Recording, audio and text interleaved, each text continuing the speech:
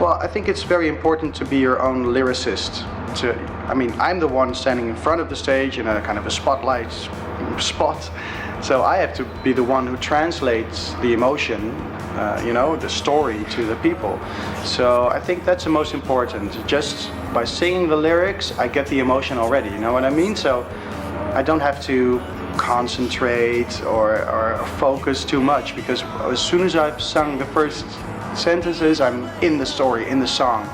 So I think what inspires me the most to give a kick-ass performance is just the lyrics or the story. And I think lyrics are underestimated. They're so important.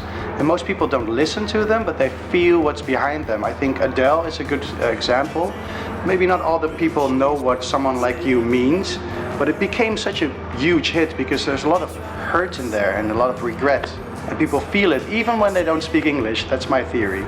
Blame it on the cocktails you kick, even blame the guys. As with all creativity, I think most of my inspiration comes from your subconscious. Well, that's the way it goes, right?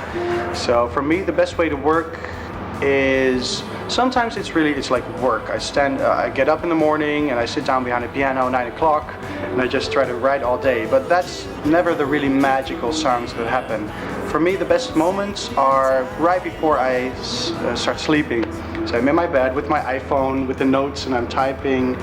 And on those moments, and maybe I've had a glass of wine or 3 or 12, no, just kidding. You're not so critical of yourself anymore, you know what I mean? In the morning you think, that sucks, that's bad. And late at night you're more you kind of just let it come and you just type it and you'll think about it in the morning. And sometimes it's bad, but most of the time that's when some really magical things happen. And I don't know where it comes from exactly. If I'd know, maybe I'd spoil it.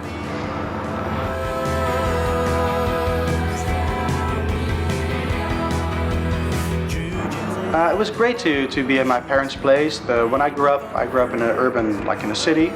But when I moved out, my parents moved to a beautiful farm with horses and chicken and everything. I was really jealous because I've never lived there.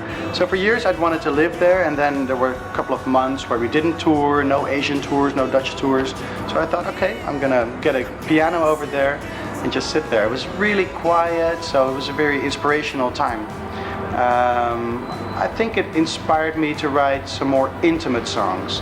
When you're in the city, there's so many influences, and when you're, in a very quiet place, all there is you. So you get introspective. So it was a very interesting time, but it wasn't a very happy time, if you know what I mean. It was quite alone, and of course I had my parents, and it was fun sometimes. But I think I prefer to write with somebody else, like our pianist Jerry Castel. Him and me are a very good duo to write songs. So I think from now on I'd like to be happy while writing songs and not so sad. I think my best song until now, I just wrote it a couple of months ago, and it's going to be released in 8 days, I think. We're going to release an EP called Girls in the City, and the song I wrote was called Remembrance Day. And in Holland, the Netherlands, we remember those who have fallen in the war every year. So maybe you have a similar thing here, Remembrance Day. And it was a very special song for me. It has a lot of emotion. It's about my grandfather, but it's also about love lost, and it's about, well, actually everything. So it's about hurt, but also about a very forceful, need to live and to be happy. So I think that's my best song. So nobody's ever heard it yet.